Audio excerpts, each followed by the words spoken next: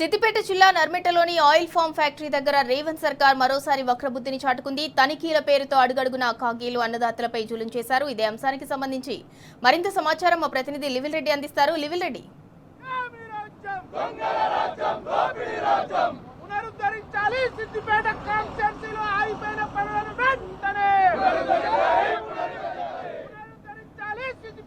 ఇవాళ మరికాసేపట్లో సిద్దిపేటలో oil form ఫ్యాక్టరీకి ముఖ్యమంత్రితో పాటు కాంగ్రెస్ ప్రభుత్వం పెద్దలు వస్తున్నారు. ఈ నేపథ్యంలో సిద్దిపేటలో గత బీఆర్ఎస్ ప్రభుత్వం హయాంలో చేసిన అనేక సంక్షేమ కార్యక్రమాలన్నీ కూడా మూలన పడేశారు.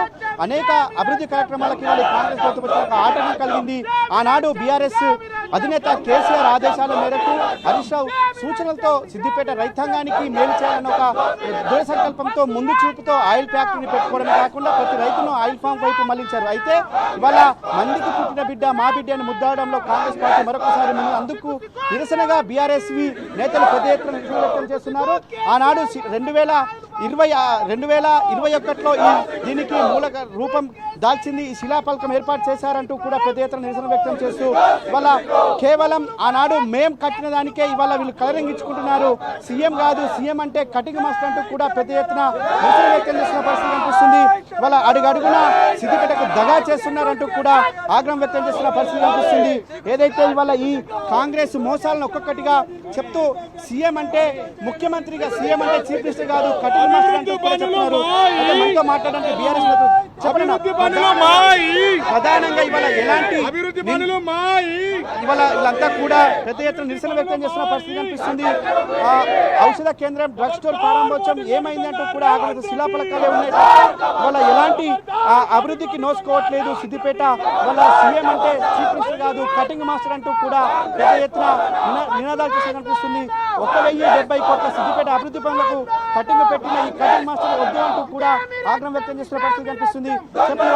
ప్రధానంగా సీఎం కొద్దిసేపట్లో ఆయిల్ ఫామ్ ఫ్యాక్టరీకి ప్రారంభోత్సవంతో పాటు రిఫైనరీకి శంకుస్థాపన ఎలాంటి ఎందుకు నిరసన వ్యక్తం చేస్తున్నారు? ప్రధాన నిరసన కారణం ఏంటి?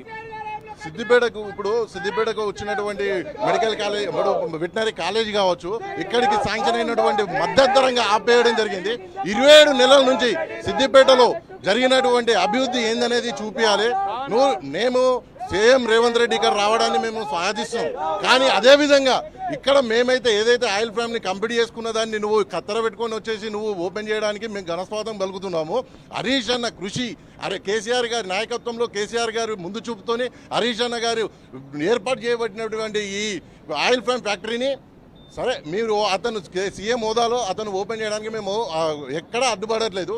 కానీ ఇక్కడ 1,071 కోట్లతోని అభివృద్ధి పనులను అప్పుడు శంకుస్థాపన అయినటువంటి పనులని నువ్వు మధ్యంతరంగా ఈ పనులని అడ్డుకోవడానికి అదే హోదాలో వస్తున్నావు కాబట్టి సీఎం హోదాలో వస్తున్నటువంటి అతను 1,071 కోట్లతోని ఆ ఫండ్ రిలీజ్ చేసి సిద్దిపేటకు రావాల్సిందిగా మా సిద్దిపేట యువత విద్యార్థులం అందరం కోరుకుంటున్నాం.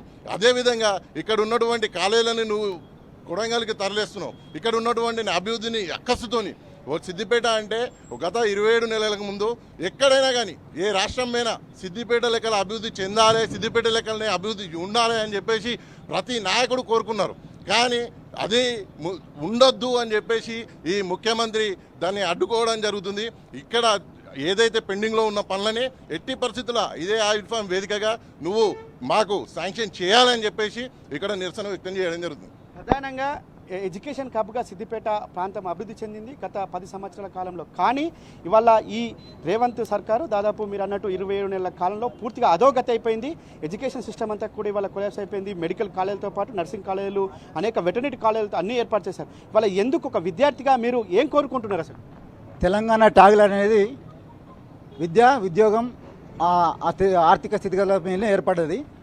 కేవలం 10 ఏళ్ల పరిపాలన కాలంలోనే తెలంగాణ రాష్ట్రంలోనే సిద్దిపేట అనేది ఒక రోల్ మోడల్గా ఏర్పడినటువంటి సిద్దిపేట కాన్స్టిట్యున్సీ 27 నెలల కాలంలోనే భ్రష్టు పట్టించినటువంటి రేవంత్ రెడ్డి గారు ఇక్కడ సిద్దిపేటలో ఉన్నటువంటి గవర్నమెంట్ డిగ్రీ కాలేజ్ కావచ్చు కానీ, వెటర్నరీ కాలేజ్ కావచ్చు కానీ, ఇక్కడ మహిళా డిగ్రీ కాలేజ్ కావచ్చు, మిట్టపల్లిలో ఉన్నటువంటి గురుకుల పాఠశాల కావచ్చు కానీ ఈరోజు పూర్తిగా నిర్వీర్యానం చేసి ఈరోజు తన సొంత స్వలాభం కోసం కొడంగల్కు తరలించుకోవడం జరిగింది. ఈరోజు భారత రాష్ట్ర సమితి విద్యార్థి పక్షాన మేము ఈరోజు సిద్దిపేట రంగనాంపల్లి అమరవీరుల స్థూపం వద్ద నిరసన కార్యక్రమాన్ని తెలియజేయడం జరుగుతూ ఉంది. కేవలం రేవంత్ రెడ్డి గారు అంగు ఆర్భటాలే తప్ప చేసింది ఏమి లేదని చెప్పేసి మేము ఈరోజు ప్రధానంగా డిమాండ్ చేయడం జరుగుతుంది. మీరు కేవలం కొడంగల్కే ముఖ్యమంత్రి లేకపోతే 119 నియోజకవర్గాలే ముఖ్యమంత్రి అని చెప్పేసి మేము ఈరోజు ప్రశ్నిస్తూ ఉన్నాం విద్యార్థి లోకం, మరి యువజన విద్యార్థి లోకం తరఫున. మీరు కేవలం అంగు ఆర్భాటాలకే తప్ప ఈరోజు కత్తెలు పెట్టుకొని చెప్పేసి వచ్చి ఈరోజు నర్మెటలోని ఆయిల్ ఫ్యాక్టరీని సందర్శించి ఈరోజు మీరు ఓపెన్ చేయడం జరుగుతూ ఉంది. మా హరీష్ అన్న గారు కేసీఆర్ గారి నాయకత్వంలోని 2021వ సంవత్సరంలోనే దాదాపు 300 కోట్లతో పైచిలుకుతోటి ఈరోజు దాన్ని ఆయిల్ ఫెడరేషన్ కంపెనీతోటి మాట్లాడి దాన్ని శంకుస్థాపన చేసినటువంటి హరీష్ రావు గారికి కనీసమైన ఆ ప్రోటోకాల్ పాటించకుండా ఈరోజు మా టీఆర్ఎస్ నాయకులను కానీ లేకపోతే కార్యకర్తలను కానీ లేకపోతే ముఖ్య నాయకులను కానీ ఈరోజు బాగా అణచివేస్తూ ఉన్నారు. మీరు కేవలం టీఆర్ఎస్ పార్టీ ఏదైతే చేస్తూ ఉన్నదో వాళ్ళని అణగదొక్కడానికి కోసమే ఈరోజు కాంగ్రెస్ పార్టీ మీరు చేస్తున్నటువంటి నికృష్టను ఈరోజు తెలంగాణ యావత్ ప్రజానికం మిమ్మల్ని గమనిస్తూ ఉన్నారు. రేవంత్ రెడ్డి గారు ఇకనైనా మేల్కొని సిద్దిపేటకు వచ్చినటువంటి 1070 కోట్ల నిధులను వెంటనే సాక్ష్యం చేసి మీరు తిరిగి వెళ్ళాలని చెప్పేసి మేము కోరడం జరుగుతుంది. లేని పక్షంలో సిద్దిపేట ప్రజానికం అంతా కలిసి రేపు ఎక్కడైనా సరే నీ అసెంబ్లీ ముట్టడి కానీ లేకపోతే సచివాలయం ముట్టడం కానీ ఇక్కడ ఉన్నటువంటి ఇన్ఛార్జి మంత్రులను కానీ లేదంటే నీ ఇక్కడ ఉన్నటువంటి జిల్లా మంత్రిని కానీ ముట్టడించడం జరుగుతుందని చెప్పేసి ఈరోజు మేము డిమాండ్ చేస్తూ ఉన్నాం. ఇవాళ సీఎం అంటే కటింగ్ మాస్టర్ అంటూ కూడా పెద్ద ఎత్తున ప్లకార్డులు పరిస్థితి కనిపిస్తుంది. ఇవాళ కేవలం కత్తెర్లు జేబులో పెట్టుకొని తిరుగుతున్నాయని చెప్పేసి గతంలో హరీష్ రావు ఏదైతే చెప్పారో ఇవాళ ఈ సిద్దిపేట బీఆర్ఎస్వి నాయకులంతా కూడా అదే పెద్ద ఎత్తున కత్తెలు తీసుకొచ్చి కేవలం కటింగ్ మాస్టర్కే ఆయన పనిచేస్తాడు తప్ప చీఫ్ మినిస్టర్గా పనిచేయడంటూ కూడా చెప్తున్నారు. చెప్పండి, ప్రధాన డిమాండ్ ఏంది? ఇవాళ ఆనాడు సిద్దిపేట అంటే అభివృద్ధికి సూచిక యావత్ దేశం మొత్తం కూడా సిద్దిపేట వైపు చూసింది. అలాంటి సిద్దిపేటలో ఇప్పుడు ఎందుకు ఒక జంగువట్టిపైన పిల్లలు కనిపిస్తున్నాయి, జంగువట్టిపైన ఇవాళ పునాదులు కనిపిస్తున్నాయి, పుచ్చిపట్టిపైన బిల్డింగ్లు కనిపిస్తున్నాయని చెప్పుకోవచ్చు. అయ్యా తెలంగాణ సమాజమా, తెలంగాణ రైతాంగమా, సిద్దిపేటలో ఈరోజు ఓటుకు నోటు దొంగ రేవంత్ రెడ్డి అయినటువంటి ఆ ముఖ్యమంత్రి ఇలా నర్మేటలో ఆయిల్ ఫామ్ ఫ్యాక్టరీ ఇనాగ్రేషన్ చేయనీకి వస్తున్నావు. ఆ ఆయిల్ ఫామ్ గురించి నువ్వు ల్యాండ్ ఎక్విజిషన్ చేసినప్పుడు నీకు ఎరకనా? ఆ భూముల గురించి దానికి శంకుస్థాపన చేసినప్పుడు నీకు ఎరకనా? ఆ యొక్క ఫ్యాక్టరీ ఇక్కడ ఎస్టాబ్లిష్ చేయాలంటే 12,000 ఎకరాలకు ప్లాంటేషన్ జరగాలి. మొదటి మొక్క నాటినప్పుడు నువ్వు ఏడవన్నావు, మొదటి గెల నాటినప్పుడు నువ్వు ఏడవన్నావు, మొదటి ఆయిల్ రిఫైనరీ పంట కోతకు వచ్చినప్పుడు నువ్వు అక్కడ మా యొక్క రైతుల పక్షాన నువ్వు ఏడ నిలబడ్డావో మా తెలంగాణ ప్రజానికానికి, తెలంగాణ రైతాంగానికి నువ్వు చెప్పాలి. మరీ ముఖ్యంగా ఇలా నువ్వు నర్మేట వేదికకు వస్తున్నావు. నీ ప్రభుత్వం వచ్చి 2.5 సంవత్సరాలు అవుతున్నది. మా సిద్దిపేటలో వెటర్నరీ కళాశాల పనులు ప్రారంభించినారు, అర్ధాంతరంగా పనులు ముగిసినాయి. మధ్యలో నువ్వు కొడంగల్కి ఎత్తుకొని పోయినావు. ఏ ముఖం పెట్టుకొని నువ్వు కొడంగల్కి ఎత్తుకపోయినావో సభా వేదిక నువ్వు చెప్పాలి.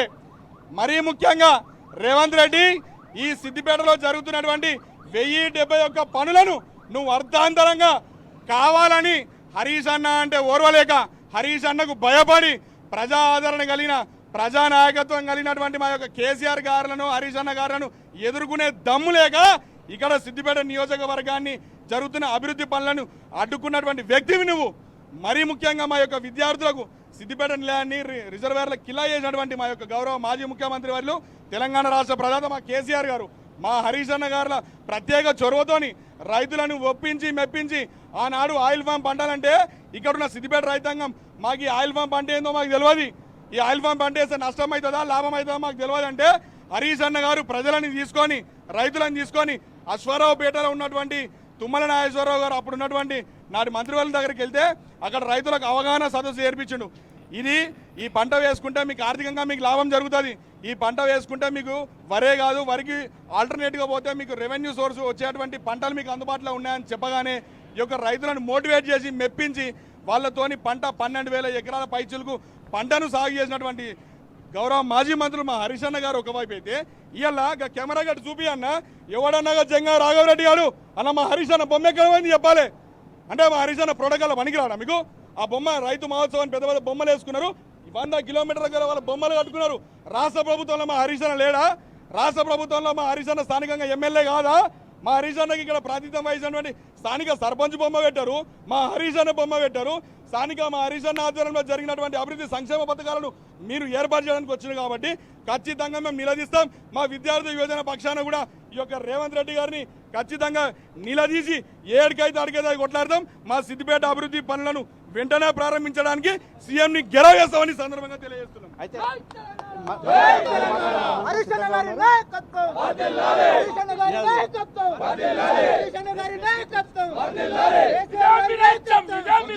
మంగళ రాజ్యం